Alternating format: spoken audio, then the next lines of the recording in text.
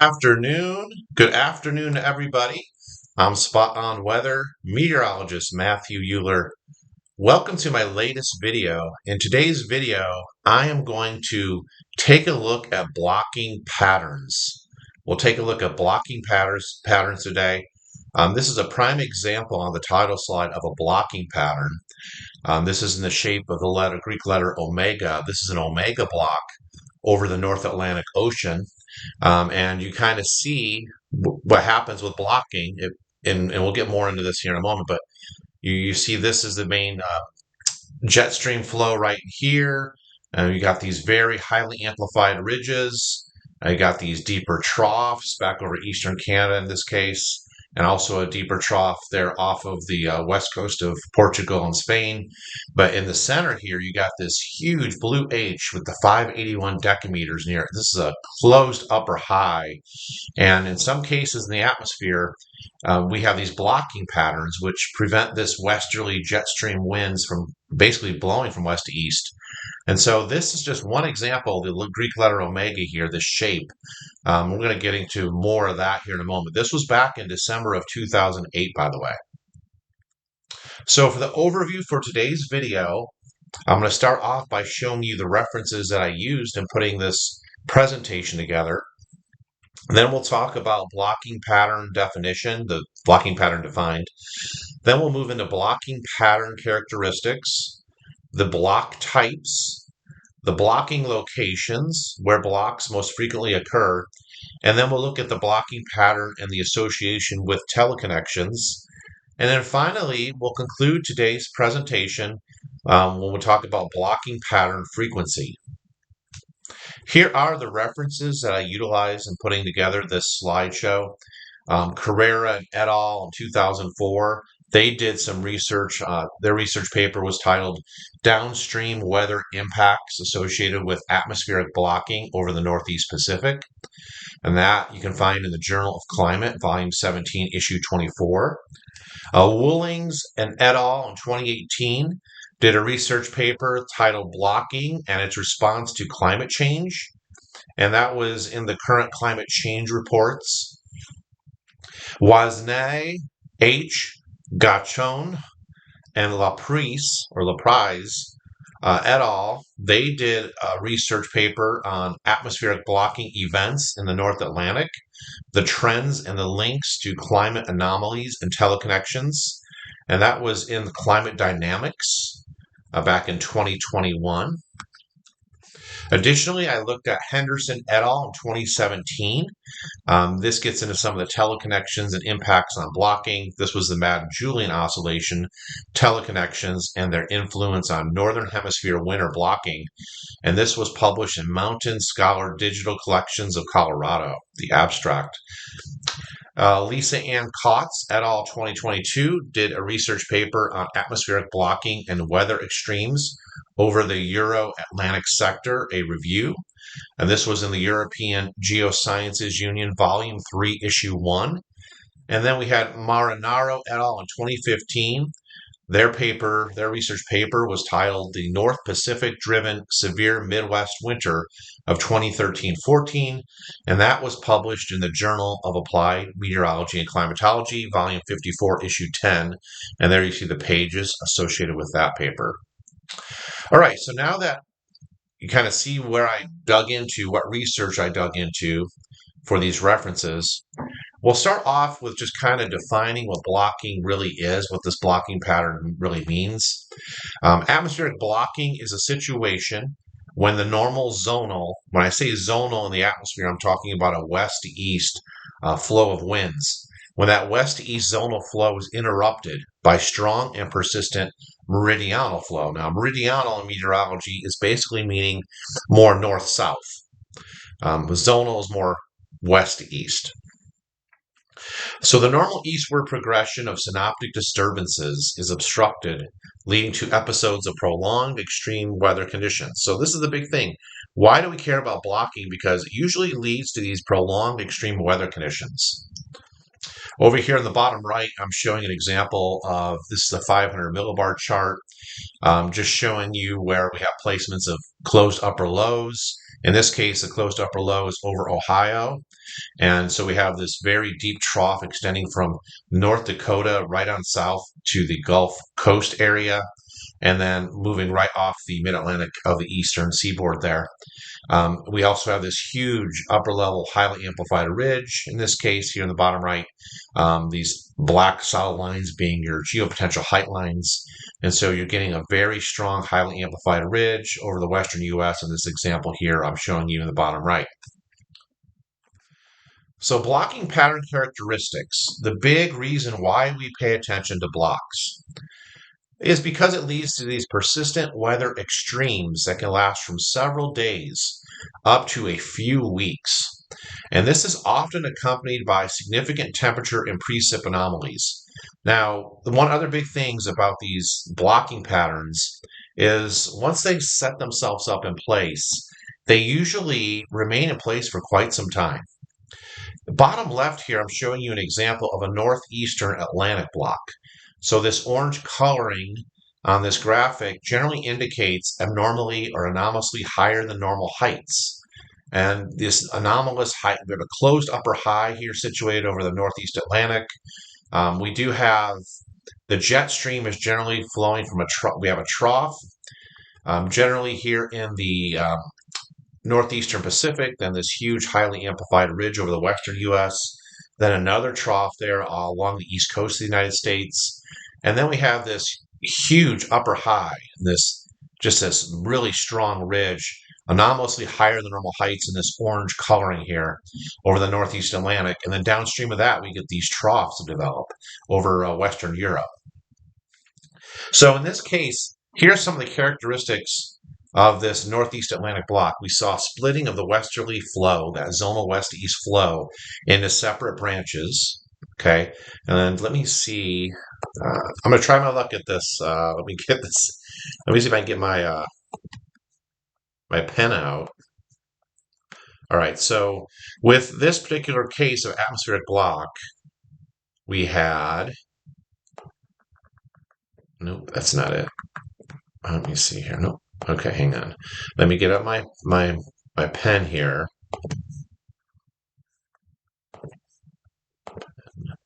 There we go. Okay. So in this case, with this big northeastern Atlantic block, what we had, and it's not working right now. Nope, I'm not getting it to work right now, so I apologize for that. So I'm going to have to use my laser pointer here on this. But anyway, what I wanted to really highlight here is, so you have, just follow my red laser pointer here. So you have the wind flow going up and over, the westerly wind flow having to basically be redirected to go up and over this huge Atlantic block. And then you have another branch of west to east flow underneath the block. So you got strong westerly winds north of the block itself, the blocking high, and then you have west to east winds beneath it. So that's what we're saying here when we say split of westerly flow into separate branches, one to the north over the top of the blocking ridge and one underneath the ridge. Okay, there's pronounced meridional flow, generally both upstream and downstream of the blocking ridge. So you get deep troughs which develop both upstream in this location here of this block, and then as well as downstream over Western Europe here on the right side of the graphic. This presence of deep troughs, both upstream and downstream of the blocking ridge occur. Also, you get this easterly wind flow generally south of the blocking ridge, generally in this area right here. If we were, I went ahead and drew it out here on the slide. So the T stands for trough, upper trough.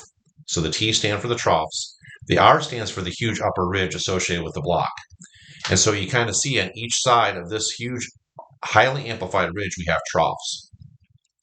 So why is this important? Because generally beneath ridges, you get sinking air motion and dry conditions and fairly mild temperatures under the ridge. But in this location, either side of the ridge associated with the letter T, the trough, you get more unsettled stormy weather.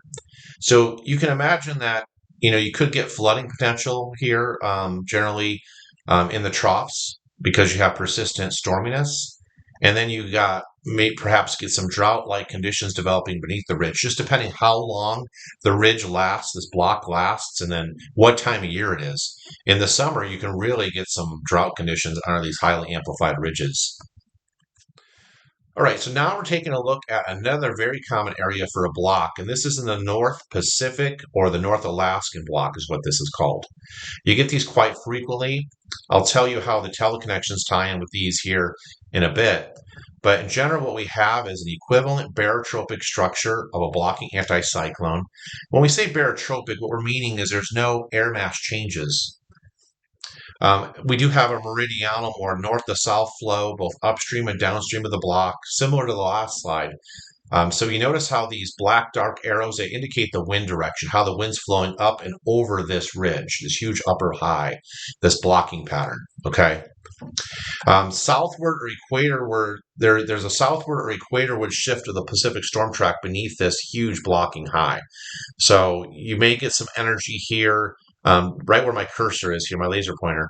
I would be watching for some kind of shift in the storm track to the south beneath this blocking high.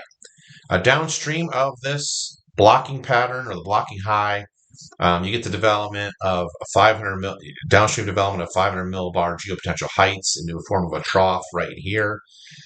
Sea level pressure anomalies over North America. Downstream of this blocking pattern, very evident. We got a fairly significant positively tilted upper trough over the southwestern portions of the United States in this example. There's another ridge there over the Caribbean. So in between the ridge over the Caribbean and then this huge, huge blocking pattern with this blocking high over the Northeast Pacific towards Alaska, you get a nice deep trough in between these two features. You also get a pretty decent trough just to the west, or what we call upstream of the blocking high, across parts of East Asia and the Western Pacific. All right, so one thing to know about blocking patterns, again, persistence. They can last from days to weeks. They're generally stationary features. They don't move a whole lot. You get sporadic, highly variable phenomenon with large fluctuations or changes dependent on the season. And this blocking pattern also tends to occur on decadal timescales. So this is an example from 4 to 8 February 1989, by the way, of a very strong Northeast Pacific block.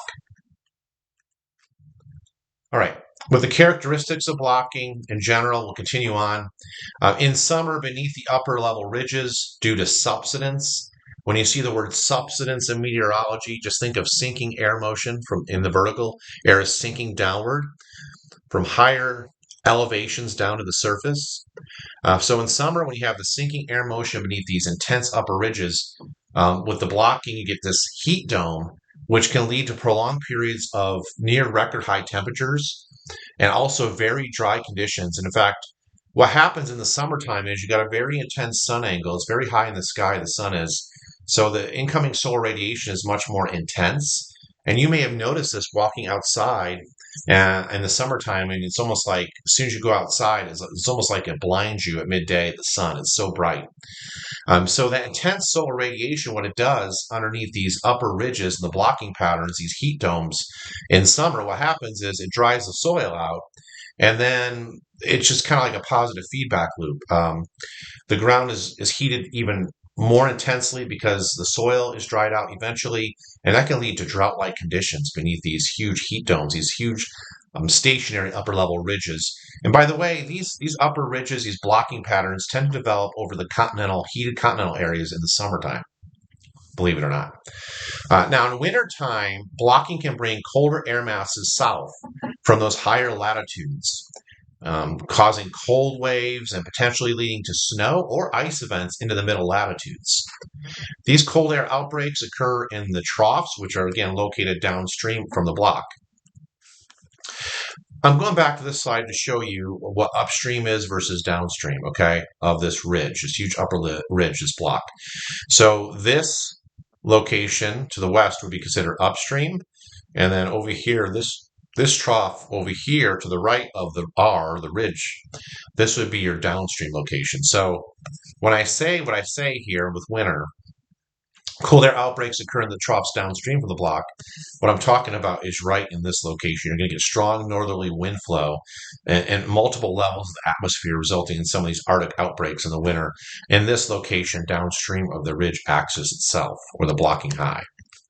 Blocking can alter storm tracks, leading to unusual precipitation patterns and flooding in certain areas. Storms must go up and around and over the top of blocks, and they may stagnate on either side of it. Blocking has also been associated with marine heat waves, per Rodriguez et al. 2019 research paper. So there's a lot that goes on when we talk about blocking patterns. I'm kind of getting back to this third bullet here before I move on. When I say that storms must go around blocks and they may either stagnate on either side of the block, what we're talking about is in these trough areas where I have the letter T. So just imagine that your westerly winds are blowing like this, and I really wish I could get this to work. And I don't know why it's not working. It looks like it wants to work, but yet nothing's coming out here. It's a bummer. I got to experiment some more, but what I'm trying to show you is the general wind direction. Let's see here. I don't know if that's going to work either. Let me try this. Nope, nothing's working right now. So, all right. Generally, what we have is a west to east wind flow here, right? In the mid latitudes, in the upper level winds of the atmosphere from 18,000 feet all the way aloft to about the jet stream level. And so what happens is the wind has to go up and over this ridge, the top of this humongous ridge. And what can happen is there's not much of a west to east push of the winds. They're more north south in these trough areas where you see the letters T on both sides of the R, the ridge. The wind component is mainly north south, or south north. Okay. And so what happens is you really don't have strong westerly winds pushing these storm systems along very quickly. And that's why you can get flooding events either side of blocking highs, because there's no real push from the jet stream or even from the mid-tropospheric winds at 700 millibars at 10,000 feet, or 500 millibars, 18,000 feet, to push these storms through an area very quickly. They just kind of stagnate. All right. We will talk a little bit more about marine heat waves too. So marine heat waves is a case where the ocean water temperatures tend to warm up well above climatology. They become way above normal, basically, in certain areas of the global oceans. We'll talk a little bit about that. Now, when we look at blocking pattern characteristics, beneath these upper ridges here, okay, you get dry and warm weather, which prevails.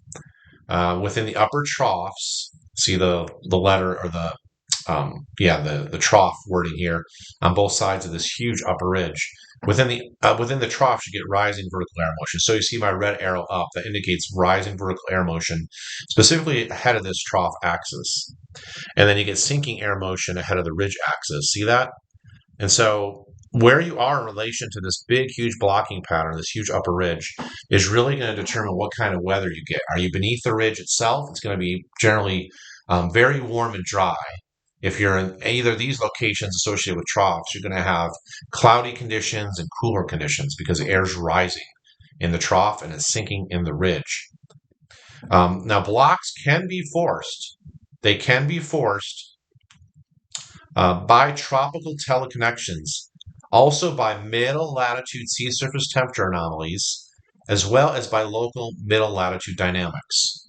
And blocking patterns can also occur over oceans as well as land masses. By the way, these arrow indicators here, they indicate your west to east flow. Now notice how, again, when associated with the troughs here, this wind's got to go, the west to east winds are disrupted, and they have to go up and over the top of the ridge and then back down the opposite side of it. So you're getting, again, a disruption of your normal zonal west to east flow. And it's becoming more south to north in this example, and then north to south on this particular area here, the trough. Here's some examples I pulled from some of the files I saved. This is an example of an October blocking pattern. We got this closed upper high situated over Washington and Oregon. The ridge axis is extending well to the north up towards the Northwest Territories. So you got the oranges and browns indicate anomalously above normal upper heights, which is associated with the ridges, the blocking patterns. Look at this area here on the Atlantic side, extending basically the ridge axis extends from the southeast to the northwest into Greenland. So you got two blocking patterns example here. And then in between these huge blocking highs or these blocking upper ridges, you get these cooler air which comes down in the troughs in between the ridges. See that? And this is an example of October. Over here on the right is an example of the most recent June heat wave we just experienced in the eastern U.S., mid-Atlantic up to New England. We're talking record highs were set for places like New York City in this kind of upper air pattern, okay? So you see the orange colors here indicates well above normal heights for the month of June for this particular time period. And that is going to be associated, those above normal heights, with sinking vertical air motion. And when air sinks, it warms, and it just increases the overall ambient temperature of the air. You notice back to the west, we have the green and blue colors indicating the troughing. So this was the heat dome that just set up over the eastern U.S. for about a 3 to 5 day period and produced a lot of record highs. And so I wanted to show you examples of kind of like a cooler time of year in October and then the warmer time of year in the summer in June. Again, the main points here is during the summertime underneath heat domes like this on the right, you can get dry soil and drought conditions. They just basically provide positive feedback to make the air mass even hotter because when the soil's dry, when air is dry, it tends to heat up 5 times more efficiently than when air is moist. And so that's what happens underneath these ridges. It's like a self-perpetuating mechanism going on over here. All right, so now let's move into block types. We're going to talk about 3 specific block types. The first one is omega, and this is simply named for its resemblance to the Greek letter omega. This features a high pressure system sandwiched in between 2 low pressure systems, and it's orientated in an east to west direction. This causes persistent and stagnant weather conditions. So here's an example from NOAA. This is courtesy of NOAA on the bottom right. That's where I got the graphic. So you see the blue solid steady line here. This blue line represents your jet stream axis. And you'll notice that you have cooler conditions in the trough there just off the Pacific Northwest. Then you have this huge omega looking pattern, right? The shape of the Greek letter omega right here. So you notice how you have the blue H up here. This is associated with a blocking high right up from the central US to central Canada. See this? So look at how your blue line kind of has to go up and over the top of this blocking high, and then it comes crashing back down the front side of that blocking high into this trough over the southeastern U.S. So see how the jet stream makes a lot of ups and downs. This is an example of a meridional jet stream, more north to south oriented. And this is an example. So anybody underneath this kind of tannish color here with the sun symbols is going to be dry and above normal in temperatures beneath the blocking high, beneath this strong ridge. Anywhere to the upstream location off the Pacific Northwest and downstream over the eastern U.S. is going to be cooler and generally more unsettled. The next type of block we'll talk about is a Rex block. This is where you get high pressure, this position poleward or north in the northern hemisphere. Poleward, by the way, the southern hemisphere, you'd flip it around, it'd be high pressure is positioned poleward or to the south in the southern hemisphere. But in this case, we'll talk about the northern hemisphere. So you got this blocking high, the blue H up here off of British Columbia, and then you have a low beneath it. So a high, upper high over a closed low. See this closed high, closed upper high over a closed low. This is an example of a Rex block. And this can cause weather systems to stall out, leading to persistent and potentially extreme conditions. So if you're located beneath this blocking high, let's say in California in this example, you could be getting some flooding rains in Los Angeles and San Diego because you're right there within the trough beneath this blocking high to the north. If you're over beneath this blocking high to the north, like British Columbia and Vancouver, down to Seattle, there's a good chance you're experiencing above normal temperatures and dry conditions. All right. And then finally, the last block type I'll talk about is just simply the amplified ridge. This does not contain the closed height contours that the omega and the Rex block contain. This blocks the zonal flow and leads to more of a meridional north-south jet stream configuration, especially in the summertime. It is more common across lower latitudes. So this diagram, this 500 millibar height anomaly diagram here, a graphic here on the bottom right, the orange coloring is indicating your highly amplified ridge. And then upstream of that, you got a very deep trough over the northeastern Pacific, south of the Aleutian Islands. And then downstream of this blocking highly amplified ridge, you got more in the way of unsettled troughing conditions in the eastern U.S. and pretty much below normal temperatures. So this is an example of amplified ridge. So your height contours, your solid dark lines are not completely enclosed in this case. Notice how with the Rex block, both around the low, you see these dark black lines, they're completely encircling that low, and they're completely encircling the upper high with the Rex block and omega block. It's pretty much going to be the same where you get more of these closed off pressure systems, these height contours closed off, where the highly amplified ridge, you do not have that. All right, so now let's move on to a discussion about blocking locations. Now, overland blocking is found over a region from Europe, especially over the Scandinavia area, right on over to Asia. Blocking occurs quite frequently overland from Europe, Scandinavia area to Asia, especially over the Ural Mountains. Blocking occurs frequently over Greenland as well, with strong downstream impacts into Europe associated with the negative phase of what's known as the North Atlantic Oscillation, the NAO. And blocking also occurs over the northern United States and Canada, and it can occur over the Pacific Ocean with more frequent occurrences into the northeastern Pacific Ocean as well as the Gulf of Alaska. So these are your common areas in the northern hemisphere where you typically find blocking patterns. Now, what happens with the weather specifically with blocking pattern? Let's examine that now. Reduced cloud cover occurs in the blocking underneath the ridges in this area of anticyclonic regions. So you get less cloud cover again beneath the ridges, beneath the blocking highs themselves. And that can result in prolonged periods of dry weather and the drought conditions. You get increased cloud cover within the troughs on either side of the blocking high, which can result in prolonged periods of precipitation and potential flooding conditions within the troughs on either side of the blocking high. An example that many of us will remember in the United States is Hurricane Sandy in 2012, which was steered westward by a blocking high located over Greenland. And I'm going to show you what that looked like here in the next slide. So bear with me here in a minute with the Sandy example. Other notable weather events attributed to blocking. There was a Western European heat wave of 1976, and that was due to a Scandinavian block setting up. Extreme heat waves in the southern and southeastern U.S. in 1980. That was due to an omega block. Switzerland, northern Italy flooding back in autumn of 2000. That was due to a North Atlantic block. The Eastern European, Western Russian heat wave of 2010. That was due to a combination of blocks. We had a subtropical blocking, a European blocking, as well as a Ural blocking. And then the cold European winter of 2010 was due to a North Atlantic block. And then the cold European March of 2018 was due to a couple blocks, a North Atlantic block in combination with the Scandinavian block. And there was a trough in between these blocks, resulting in anomalously cold temperatures for Europe in March of 2018.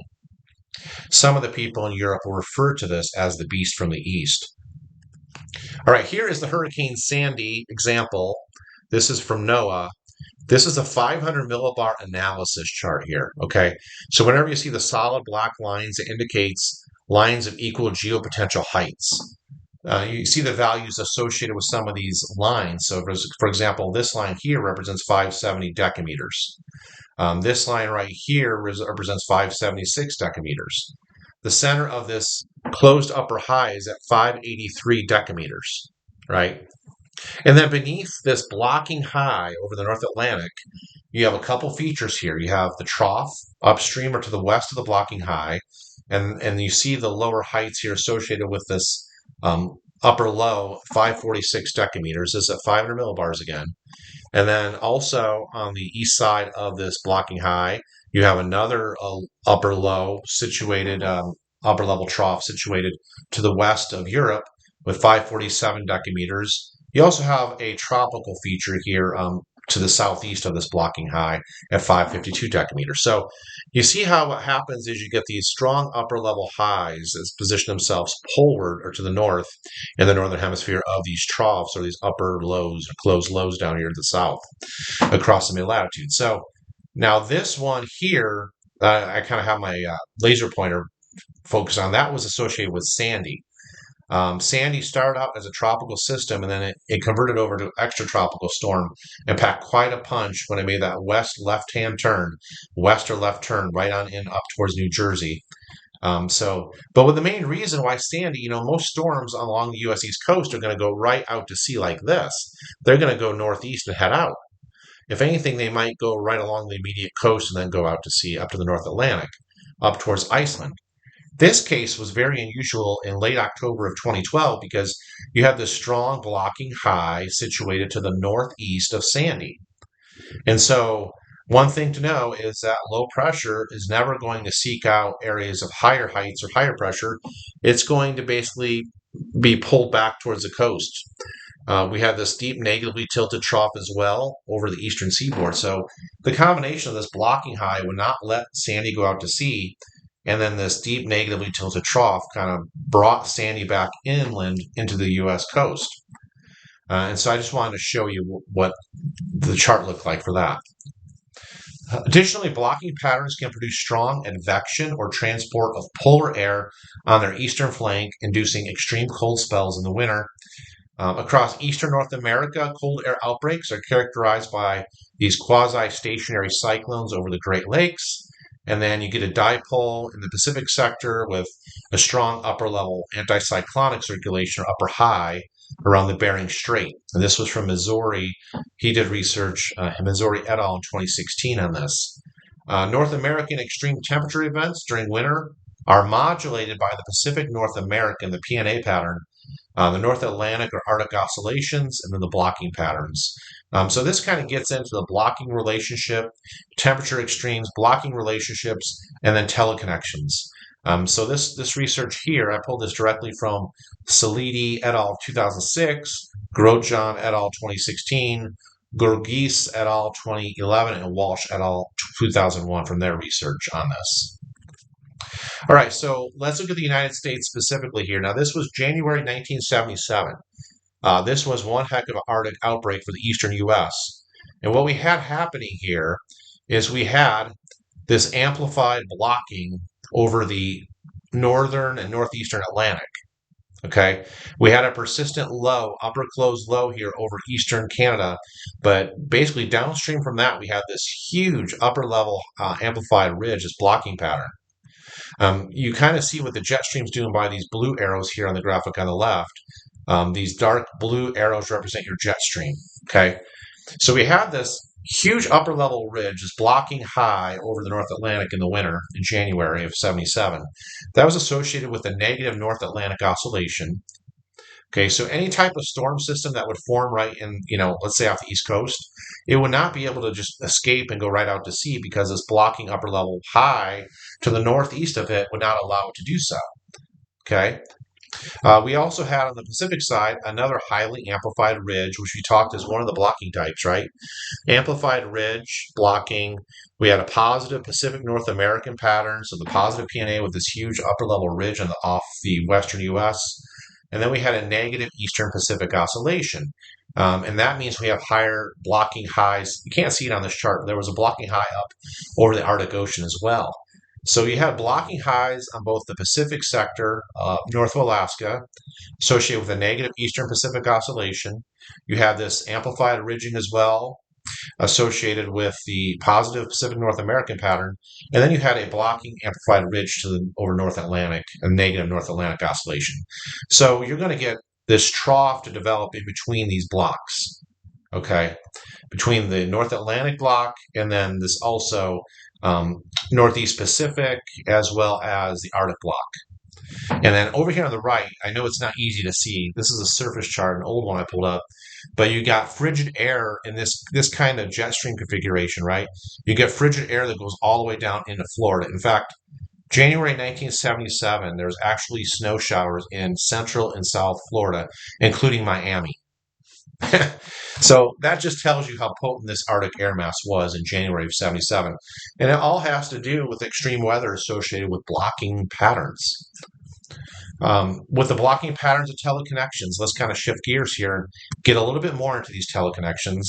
According to Carrera and et al. From their research in 2004, the number of block days over the Alaskan region was found to be sensitive to the El Nino Southern Oscillation phase, with a reduced number of block days during El Nino and increased number of block days during La Nina and ENSO neutral winters. So have you ever looked at the NOAA outlook for the winter and, kind of wonder what type of things they factor into their seasonal winter forecast? Well, they're always looking at El Nino, La Nina. Is it an ENSO neutral winter this year? You'll always hear them talk about El Nino and La Nina and ENSO neutral winters because it is there's a well-known relationship between the weather expected weather and the phase of the ENSO, whether it's El Nino, La Nina, or a neutral winter. Carrera and et al. In 2004 found this out.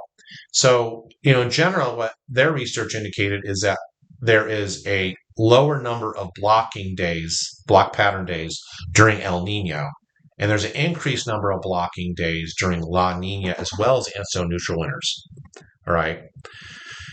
A strong relationship does exist between the North Atlantic blocking events. So we go over to the North Atlantic side now. And there's a definite relationship between North Atlantic blocking and the North Atlantic Oscillation, NAO, as well as the Atlantic Multi-Decadal Oscillation, the AMO, and then Baffin Island West Atlantic, the BWA indices, in the fall, winter, and spring seasons. And Wasney et al. In 2021 wrote a paper on this relationship, okay, on the North Atlantic side for blocking events. It's well known that when the NAO goes negative, we generally have a strong upper level blocking pattern across the North and Northeast Atlantic. The AMO, that ties in with water temperature anomalies. Generally, you get a positive phase of the AMO when you have warmer than normal temperatures across the North Atlantic, and you get a negative phase of the AMO when you have colder than normal temperatures across the North Atlantic. So you really just look at the temperature anomalies, the water temperature anomalies for that. Baffin Island, the West Atlantic, this is just a pressure difference between Baffin Island and the West Atlantic. Weather, you have higher pressure over Baffin Island. There's a relationship, airflow from high to low, right? So that sets up your circulation patterns a little bit. So you look at the barometric pressure in Baffin Island, you compare it to the West Atlantic location, and you see which of these two locations has higher or lower pressure. Additionally, more North Atlantic blocking events occur during the negative phase of the NAO and the positive phase of the BWA mode.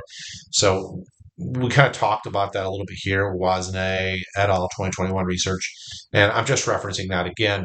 And I'm adding, in addition to the negative NAO phase with the North Atlantic blocking, there's also a positive phase of the BWA mode. That, oops, let me go back here. Oops, I just hit something I should have hit. Hang on a minute. Yeah, so the Baffin Island West Atlantic, that mode.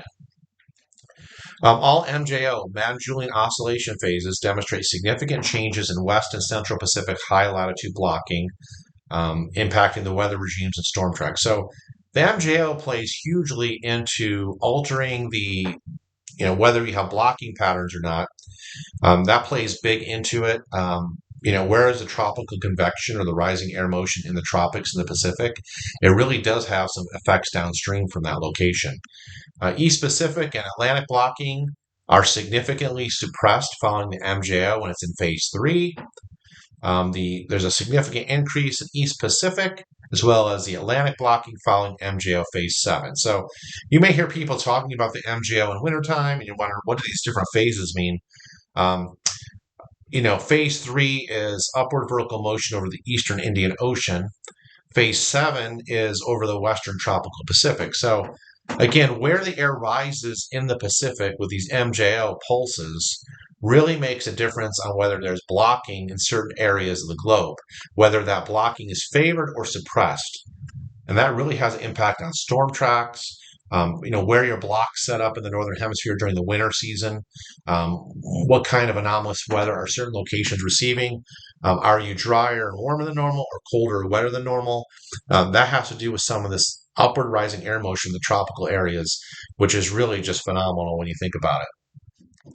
Additionally, connection of blocking to hemispheric, particularly tropical dynamics, provides an opportunity for more skillful blocking predictions. When we talk about tropical dynamics, we're talking really about the MJO I just spoke about, but also the MJO alters, right, each winter. You don't really know what phase it's going to be in necessarily, a more dominant phase of MJO, but the El Nino Southern Oscillation, you're generally going to know that, whether it's an El Nino, a La Nina, or an exoneutral winter. And that connection is going to lead to blocking again in certain areas of the northern hemisphere in the winter. During El Nino again, there it is. And then during La Nina, there it is. And I kind of already said that here once. So, yeah, I already mentioned that down here with the phase three. Well, phase three during La Nina, significant suppression of Pacific and Atlantic blockings occurring in MJO phase three.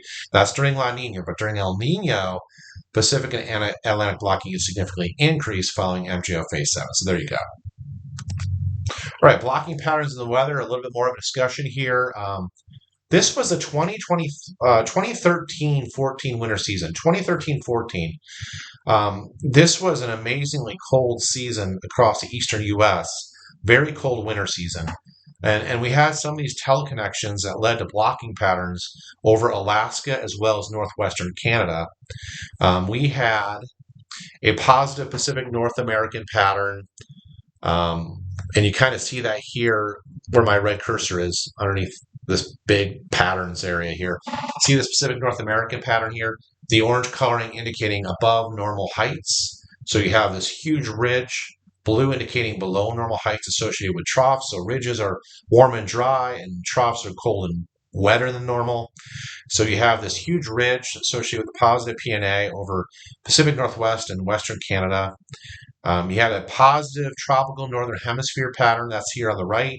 What you have happening there is you have above normal heights going all the way up towards the Bering Sea with this positive TNH, the blue coloring indicating a deeper Hudson Bay vortex or a stronger upper low, a more persistent quasi-stationary low around Hudson Bay, and then you had ridging off the western Atlantic. So you had colder conditions basically in that winter across the Midwest to the east.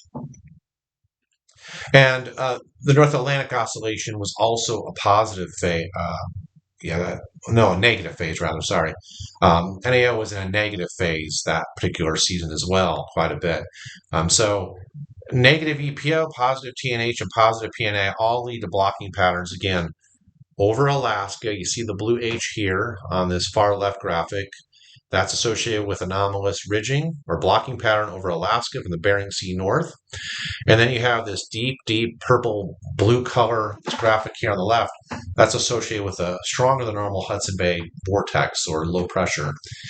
So what you continually get is cross-polar flow from Eurasia all the way down across parts of Canada and into the central and eastern U.S. in the winter of 2013-14. That's what you get.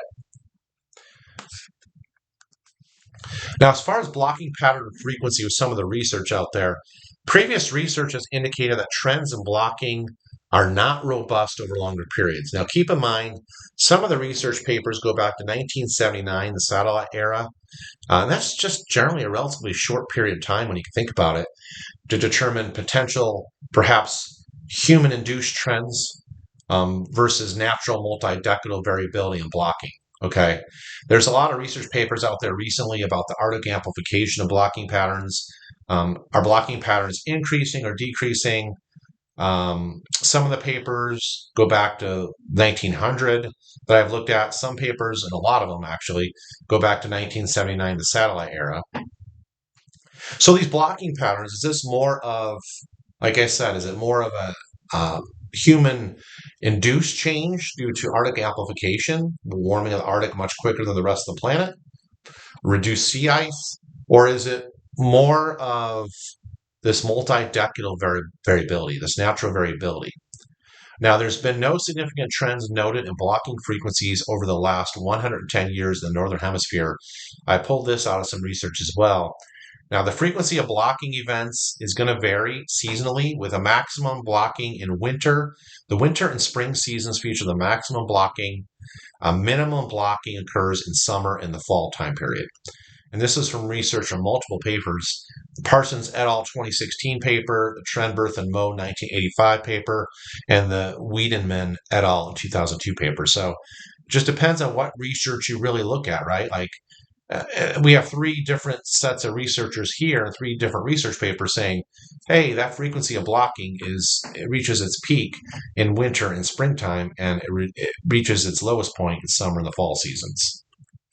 Additionally, Francis and Vavras in 2012, in their research paper, argue that polar amplification, the Arctic amplification associated with global warming, leads to a reduced temperature gradient between the equator and the pole, and that results in the slower westerly winds in the jet stream, and that results in more meridional jet stream flow, more frequent blocking events. Meanwhile, Silman and Croce Mespoli in 2009 and Davini and DeAndrea showed a general decrease or reduction in blocking frequency over the middle latitudes. But they did note in their research there was an increase in blocking duration, so the blocks lasted longer in the context of climate change. And then previous studies have also indicated there's neither an increase or decrease in blocking frequency over time. All right, that wraps up my video on blocking. I hope you enjoyed it. My next video, it's going to take me a little bit of time to put this together. Researching the papers, the references I list, take some time to pull out some of this stuff that other researchers have done. But my next video is going to be on blocking in the stratospheric polar vortex, which I find very interesting. This is just a diagram, kind of like a teaser here, if you will. This is showing you a strong jet stream on the left, where you have all the cold air contained up over the Arctic in the winter season. The polar vortex is more symmetrical or circular in shape, stronger in this particular case. You get more of a west to east high zonal jet stream in the winter. It's generally further to the north, the axis of the jet. So beneath that, you have milder mid latitudes. In this case, a stronger jet stream, less waviness. So you get more warm air across the mid latitudes, milder winters in the mid latitudes and colder winters in the Arctic. Over here on the right, we have a weak jet stream, and you kind of see how the jet stream kind of flows north to south and then south to north. A lot more waviness to this jet stream on the right. You got a weakened polar vortex, and that allows cold air to spill southward. So this is an example of a weaker jet stream, weaker winds within the jet stream itself, and a weakened polar vortex in the stratosphere. So this is just a teaser.